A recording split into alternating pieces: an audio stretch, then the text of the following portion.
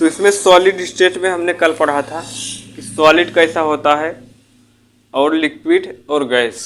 Solid में उसके आयतन और आकार दोनों निश्चित थे, निश्चित होते हैं। और लिक्विड में क्या था? उसका आकार निश्चित होता है हाँ, और आयतन अनिश्चित होता है। उसका आकार निश्चित होता है। हाँ। लिक्विड का नहीं। लिक्विड का आयतन निश्चित होता है, द्रव का जैसे, और आकार अनिश्चित। हमने बताया था ना एग्जाम्पल में कि अगर एक गिलास पानी है उसको बाल्टी में डालो या बाल्टी के पानी गिलास में डालो, तो पानी को आप जिसमें डालेंगे उसका आकार ले लेगा। तो आकार निश्चित हुआ क्या निश्चित? अनिश्चित। अनिश्चित हुआ ना। तब तो जो द्रव होता है लिक्विड, द्रव का आयतन निश्चित होता है, यानी कि अगर 1 लीटर पानी है तो 1 ही लीटर रहेगा, और आकार उसका अनिश्चित होगा। गैस में क्या था? दोनों अनिश्चित था। ठीक है, गैस का आकार आयतन दोनों ही अनिश्चित। जैसे मान लो सेंट है, सेंट की आप ढक्कन पूरा खोल दो ऊपर से, तो इस रूम में पूरा फैल जाएगा और बाहर भी जाने लगेगा। ऐसा नहीं है कि सिर्फ इसी रूम में रहेगा। मान लो कि एलपीजी गैस है, उसको अगर लीक कर रहा है तो वो पूरी तरह से फैल जाएगा इस रूम में। ऐसा नहीं है कि सिर्फ इसी रूम में रहेगा, जो इसमें खिड़कियां लगी हुई हैं उससे बाहर भी जाने लगेगा। इससे ये साबित होता है कि इसका आकार आयतन दोनों ही अनिश्चित है। ठीक है, तो यहाँ तक हुआ था। इसके बाद क्या पढ़ाए थे हम? ठोस अवस्था पढ़ाए थे, हाँ।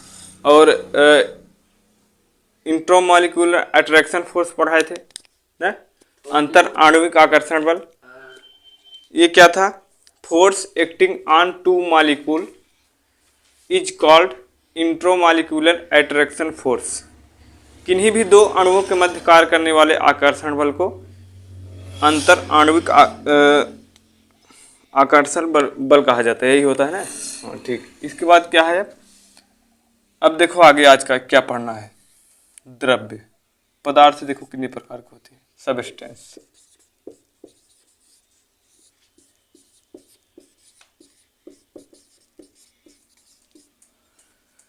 ठीक है। पदार्थ में एक होता है ठोस,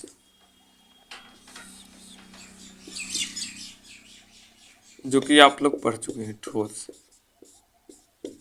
सॉलिड, और दूसरा क्या था? द्रव, लिक्विड, और तीसरा यहाँ पे क्या था? गैस।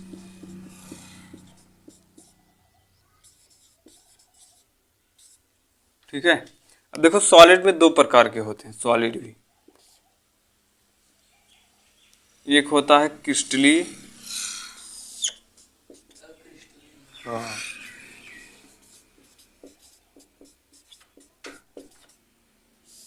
क्रिस्टली ठोस। इसको इंग्लिश में बोला जाता है क्रिस्टलाइन सॉलिड। यहाँ पे ये है।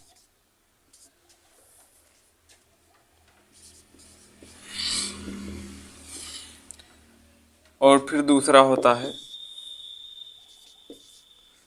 अक्रिस्टली ठोस।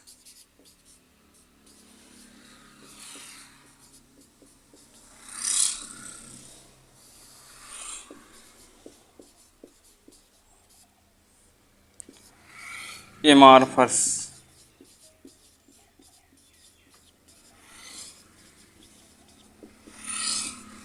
ठीक है। इसको बना लो इस तरह से, तब आगे पढ़ा जाए। और बना के हेडिंग डालो क्रिस्टली ठोस। क्रिस्टली ठोस क्या होगा? एक सीक्वेंस में रहेगा, एक व्यवस्था क्रम में, उसी को हम बोलते हैं क्रिस्टली ठोस। जैसे इस तरह से बना है, ठीक है। ये हो गया क्रिस्टली ठोस। और फिर ये दूसरा कलर,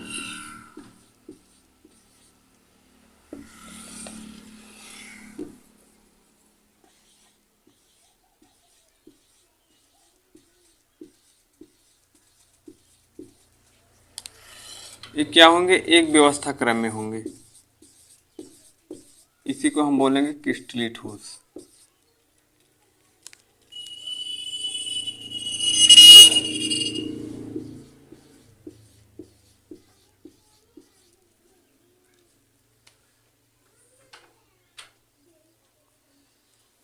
क्रिस्टलीय ठोस में क्या होता है, अणु एक व्यवस्था क्रम में होते हैं और अक्रिस्टलीय ठोस में अव्यवस्था क्रम में नहीं होते, यानी कि रैंडमली होते हैं।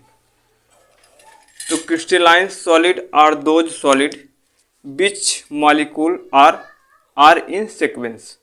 तो क्रिस्टलीय ठोस ऐसा ठोस होता है जिसके मॉलिक्यूल जो होते हैं, अणु होते हैं, एक व्यवस्था क्रम में होते हैं। इसको लिख लो, ठीक है। और जब क्रिस्टलीय ठोस और अक्रिस्टलीय ठोस में हम अंतर लिखवाएंगे तब आपको बहुत अच्छी तरह से समझ में आएगा। यहाँ पे इसको भी लिख दे क्या, अक्रिस्टलीय ठोस। चलो इधर लिख लो दूसरा, अक्रिस्टलीय ठोस। क्रिस्टलीय ठोस ऐसा ठोस होता है जिसके अणु पूरी तरह से व्यवस्था क्रम में होते हैं, यानी कि एक क्रम में होंगे। जितना मॉलिक्यूल इसमें होंगे उतना ही नीचे होगा, उतना ही और उसके भी नीचे होगा। उसे क्रिस्टलीय ठोस कहते हैं। हाँ, जिसके अणु व्यवस्था क्रम में हो उसी को हम बोलते हैं क्रिस्टलीय ठोस।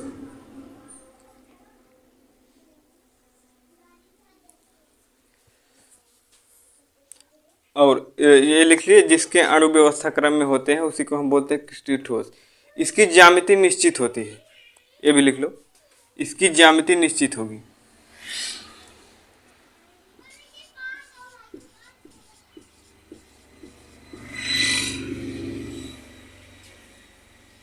ठीक है। और इधर है अक्रिस्टलीय ठोस।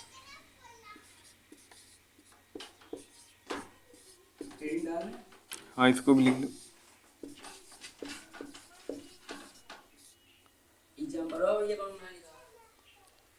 अभी बता रहे हैं ना, पहले इसको लिख लो, बता रहे हैं।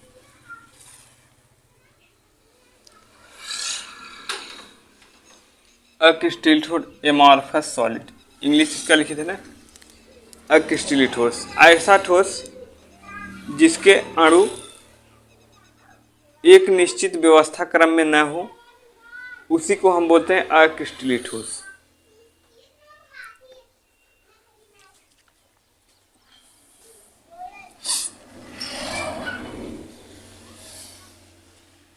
जैसे इसका एग्जाम्पल इस तरह से लिखो, इसे बना दे रहे हैं, ऐसे होगा, ठीक है।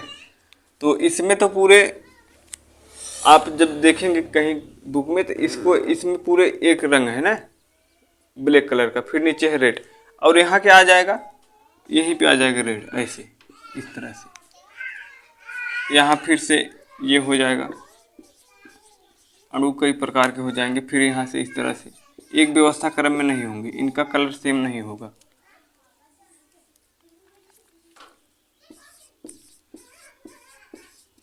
अक्रिस्टलीय ठोस में यही है। अभी आपको एग्जांपल हम बताते हैं इसको।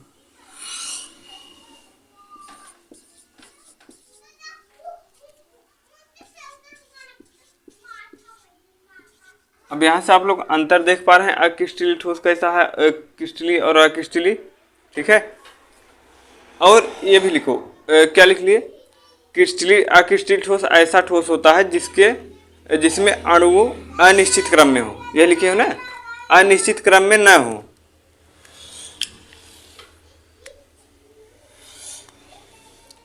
अक्रिस्टलीय ठोस ऐसा ठोस होता है जिसके अणु एक निश्चित व्यवस्था में न हो, अनिश्चित व्यवस्था में हो, या फिर अनिश्चित लिख लो या फिर निश्चित न हो, यही लिख लो।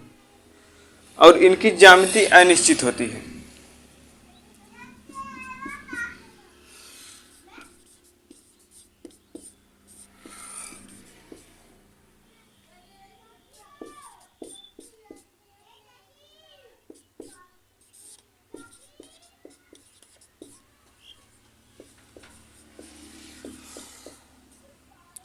इनकी ज्यामिति अनिश्चित होती है। अब एग्जाम्पल देखो, इसका एग्जाम्पल है NaCl, सोडियम क्लोराइड नमक, चीनी यानी कि शुगर,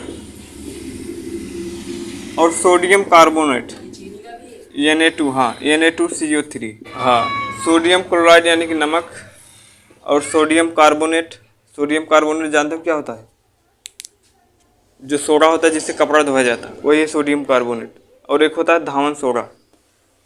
ये सोडियम कार्बोनेट है, खाने वाला सोडा सोडियम बाइकार्बोनेट NaHCO3। ठीक है, और इसके एग्जाम्पल में लिख लो रबर, पॉलीमर,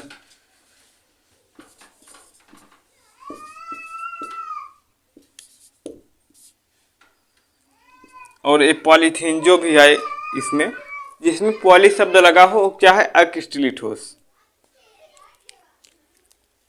और क्रिस्टल का एग्जांपल क्रिस्टल का एग्जाम्पल है यहाँ पे। नमक और सोडियम कार्बोनेट। हाँ, नमक, सोडियम कार्बोनेट, यानी कि धावन सोडा इसको बोला जाता है। धावन मतलब होता है धोने वाला।